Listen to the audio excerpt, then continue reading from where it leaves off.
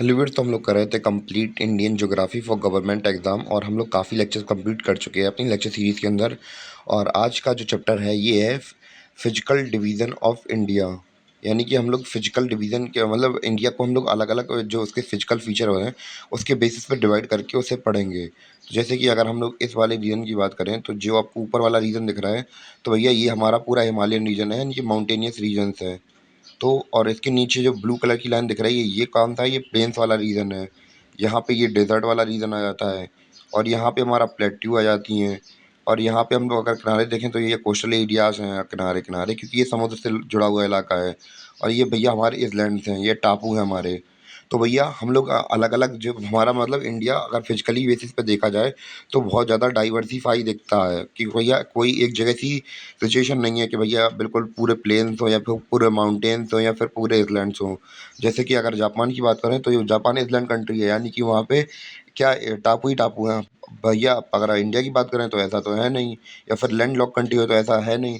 भैया गर्मी ठंड बारिश सब पूरे इलाके पूरा जो क्लाइमेटोलॉजी होती है पूरे इंडिया पूरे वर्ल्ड की, वो केवल हमारे यहाँ पे ऐसा है कि भैया सब कुछ मिल जाएगा। ऊपर जाओगे तो भैया बर्फ़ मिल जाएगी, नीचे जाओगे तो गर्मी मिल जाएगी और किनारे आओगे तो भैया इधर बारिश मिल जाएगी। सब कुछ मिल जाएगा यहीं पे। तो भैया हम लोग इसी फिजिकल बेसिस पर डिवीज़न के बारे में अपने इस चैप्टर के अंदर पढ़ेंगे।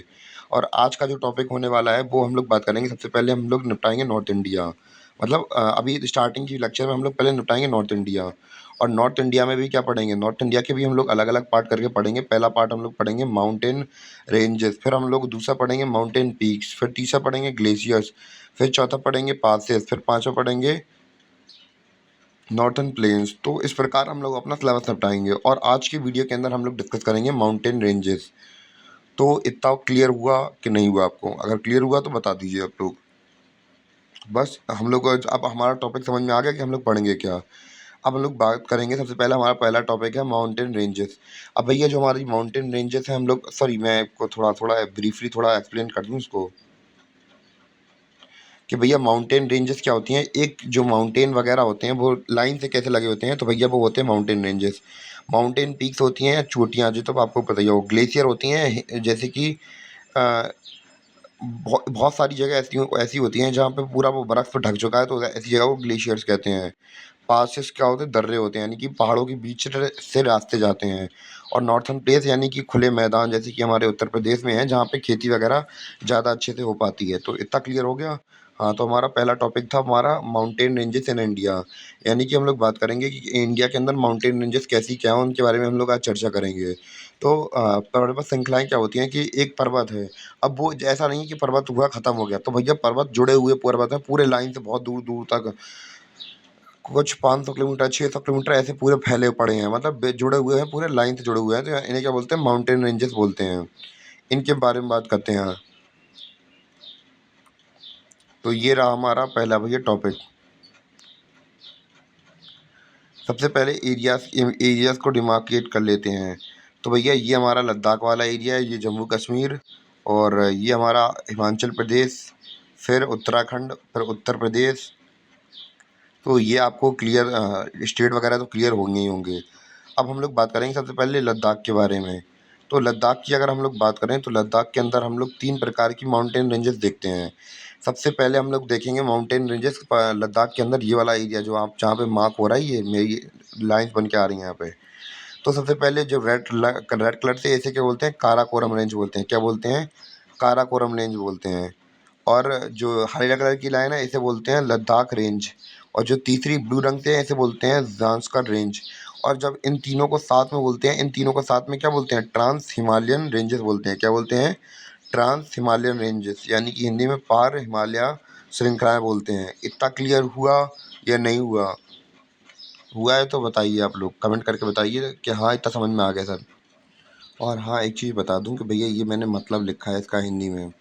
ट्रांस मतलब पार होता है, यानी कि अगर हम लोग बात करें कि जो लद्दाख के ये रेंजेस हैं, ट्रांस हिमालयन रेंजेस है, ये लद्दाख के अंदर ऊपर जो रेंजेस बनी है, तो भैया ये जो हिमालयाज़ हैं उनसे भी पुरानी है। यानी कि इनका लिंक इनसे नहीं है, ये पहले से एग्जिस्ट करते थे। हिमालय तो हमें पता है टेक्टोनिक प्लेट की वजह से बाद में बने थे, पर ये उससे पहले से एग्जिस्ट करती हैं। और इनकी उत्पत्ति कब हुई थी? 65 मिलियन ईयर्स है, यानी कि 6 करोड़ 6.5 करोड़ साल पहले अप्रॉक्स इनकी मेड हुआ था, इनका मतलब बने थे ये लोग। और हम लोग बात करेंगे अब सिंधु नदी के बारे में। तो भैया सिंधु नदी की कहाँ से निकलती है? तो भैया हमें ये जो नीला पॉइंट दिख रहा है, ये ट्राई जंक्शन है इंडिया, चाइना और नेपाल का, यहाँ पे आपको दिख रहा होगा। तो भैया ये क्या है? मानसरोवर झील है हमारी। मानसरोवर झील के ऊपर साइड पे ये देखेंगे तो ये कैलाश पर्वत है। तो यहाँ पे एक जगह है बोखरचू। तो भैया यहाँ से निकलती है, यहाँ पे ग्लेशियर्स वगैरह हैं। तो यहाँ से पिघलने से ये निकलती है हमारी सिंधु रिवर, यहाँ से जाती है जाती है जाती है जाती है, यहाँ पे लेह से होते हुए जाएगी वो, और यहाँ तक, यहाँ तक, यहाँ पे चिलास, चिलास से एरिया तक। और ये हमारा क्या है? ये हमारा पीओके है। तो मैं आपको बता दूं कि भैया जो हरे लाइन से बनी है, तो ये हमारा पीओके है, यानी कि पाकिस्तान ऑक्यूपाइड कश्मीर है, ये वाला एरिया। ये वाला दिख रहा, हरे लाइन से दिख रहा है ये। और ये हमारा एरिया हमारे अभी कंट्रोल में नहीं है, जिसका ये भी पाकिस्तान ने घेर के रखा है इतना हिस्सा। और ये हिस्सा एलएसी है, यानी कि ये चाइना ने घेर के रखा है। और ये हमारा जो सिंधु रिवर है, ये जाती है कहाँ से? पीओके से। तो ऑफिशियली तो हमारा ही है। तो भैया ये चिलास नाम की जगह है, तो यहाँ से ये रिवर मुड़ जाती है, सिंधु रिवर, और जाती है पाकिस्तान में। और पाकिस्तान से होते होते होते होते होते यहाँ पे अरेबियन सी में जाके ड्रेन कर जाती है। तो भैया जो सिंधु रिवर है उसकी आपको डायरेक्शन तो समझ में आ गई कि भैया कैसे फ्लो कर रही है, कैसे फ्लो नहीं कर रही है। इतना क्लियर हुआ कि मैं रिवाइज़ कर दूँ? रिवाइज़ ही कर दे रहा हूँ कि भैया ये हमारी ट्रांस हिमालयन रेंजेस थी। ये हिमालय से बहुत पहले बन चुकी थी, और इसकी उत्पत्ति 6.5 करोड़ साल पहले हो चुकी थी। और यहाँ पे मानसरोवर झील के आगे एक बात करें, बोखरचू नाम की जगह है, यहाँ के ग्लेशियर से, यहाँ पे ग्लेशियर्स हैं, उससे निकलती है हमारी सिंधु रिवर और जाती है कहाँ पे? चिलास वाले एरिया में। पीओके के अंदर एक चिलास नाम की जगह है, तो वहाँ से पाकिस्तान के अंदर एंटर करती है और अब अरेबियन सी में ड्रेन हो जाती है। तो इतना क्लियर हुआ या नहीं हुआ? उम्मीद तो कर रहा हूँ कि हो गया हो आप लोगों को क्लियर।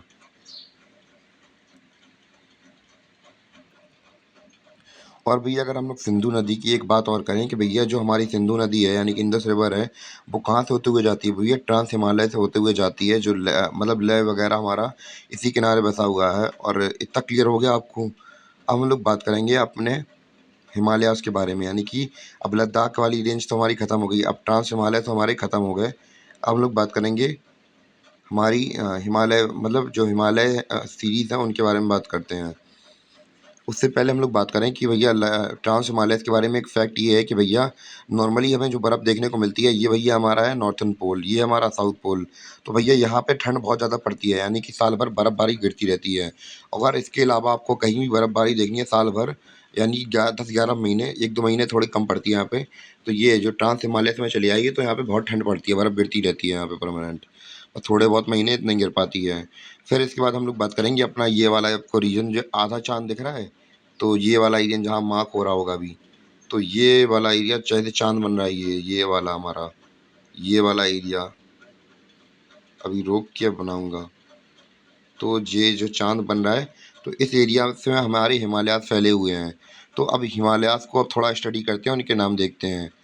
तो इनके नाम कुछ इस प्रकार हैं। जो सबसे ऊपर है, उसे ऐसे जो रेड रंग से दिख रहे हैं आपको, तो इन्हें बोलते हैं क्या? ग्रेटर हिमालयाज़ बोलते हैं। क्या बोलते हैं? ग्रेटर हिमालयाज़ बोलते हैं। और फिर इसके नीचे इन्हीं को हम लोग बात करें, इनर हिमालयाज़ भी बोलते हैं। इतना क्लियर हुआ? अब दूसरा जो ब्लू रंग से हैं, इन्हें क्या बोलते हैं? इन्हें बोलते हैं मिडिल हिमालयाज़ या लेसर हिमालयाज़ बोलते हैं। क्या बोलते हैं? लेसर हिमालयाज़ बोलते हैं। और लास्ट में ये है हमारा, इन्हें बोलते हैं हरे रंग से जो बने हैं, इन्हें बोलते हैं आउटर हिमालयाज़। तो इसी कर्व में, इसी टाइप में बनी हुई हमारी हिमालयाज़ की अलग अलग रेंजेस, इन्हें बुलाते हैं आउटर रेंजेस। क्या बुलाते हैं? आउटर हिमालयाज़ बुलाते हैं। क्या बुलाते हैं इन्हें? आउटर हिमालयाज़ बुलाते हैं। तो इतना कॉन्सेप्ट क्लियर हुआ या नहीं हुआ कि हमने हिमालयाज़ की जो रेंजेस हैं उनके बारे में, अलग अलग रेंजेस के बारे में देखा? तो ये हमारे हैं, ऐसे करके ऐसे पहाड़ बने हुए हमारे। और अब हम लोग बात करेंगे इनके इंडियन नेम क्या है, यानी कि इंडिया के अंदर हम लोग इन्हें क्या बुलाते हैं। और भैया हम लोग इसे इंडिया में कब बुलाते हैं? ऐसे जो ग्रेटर हिमालयाज़ हैं इन्हें बुलाते हैं हिमाद्री, और जो मिडिल हिमालयाज़ हैं इन्हें बुलाते हैं हिमांचल, और जो आउटर हिमालयाज़ या फिर हम लोग बात करें बाहरी हिमालयाज़ हैं, इन्हें बुलाते हैं क्या? शिवालिक। तो भैया इनको अब बनाते हैं अपने मैप में। तो भैया स्टार्ट करते हैं। तो सबसे पहले हम लोग बात करें, ये रहे हमारे। तो भैया अब डायग्राम के साथ बनाते हैं। तो भैया यहाँ पे आपको जो ऊपर रेड रंग से देख रहे होंगे, ये हमारे ग्रेटर हिमालय, या इन्हें हिमाद्री कह दो या फिर इनर हिमालयाज़ कह दो। हाँ, और इनर हिमालयाज़ क्या कह रहे हैं? हम लोग पहले ये कॉन्सेप्ट समझ लेते हैं ऊपर। तो भैया इन्हें इनर हिमालयाज़ या फिर इन्हें आउटर हिमालयाज़ क्यों कह रहे हैं? तो आप लोग खुद देखिए यहाँ पे। तो भैया ये चाँद जैसा दिख रहा था हमें, ऐसे-ऐसे शेप दिख रहे थे, ऐसे-ऐसे। तो भैया अगर हम इन्हें पूरा ज्योग्राफर्स क्या होते हैं, इन्हें पूरा कंटिन्यू जोड़ देते हैं, गोला बना देते हैं। गोला इमेजिन कर लीजिए। तो भैया जो ये वाला सर्कल है, ये इनर साइड में है और ये वाला सर्कल बाहर साइड में है, इसलिए इन्हें इनर और आउटर हिमालयाज़ कह दिया हम लोगों ने। और हम लोग अब बात कर रहे थे अपनी रेंजेस के बारे में। तो भैया जी हमारे रेड रंग से हैं, तो इन्हें बोलते हैं ग्रेटर हिमालयाज़, हिमाद्री या फिर इनर हिमालयाज़ बोलते हैं। और ये कंटिन्यूअसली चलते रहते हैं। खास बात है ये, इनकी खास बात है ये कंटिन्यूअसली बने हैं और ऐसे करके बने हुए हैं ये। दूसरे हैं हमारे मिडिल हिमालयाज़। तो भैया मिडिल हिमालयाज़ में बीच-बीच में आप लोग देख रहे होंगे नीले रंग से बना है, तो यहाँ पे गैप दे के बने हैं। और गैप क्यों दिए हैं वो हम लोग आगे बताएँगे। तो भैया यहाँ पे गैप दे के और यहाँ से फिर कंटिन्यूअसली बना है। फिर लास्ट में हरे रंग से यहाँ पे कुछ-कुछ जगह आपको गैप दिख रहे होंगे और फिर बाद में कंटिन्यूअसली बना चलता जा रहा है। और जो हमारे ब्लू रंग से हैं उन्हें क्या बोलते हैं? मिडिल हिमालयाज़ बोलते हैं। अब हम लोग इनकी डिस्टेंस के बारे में बात करेंगे।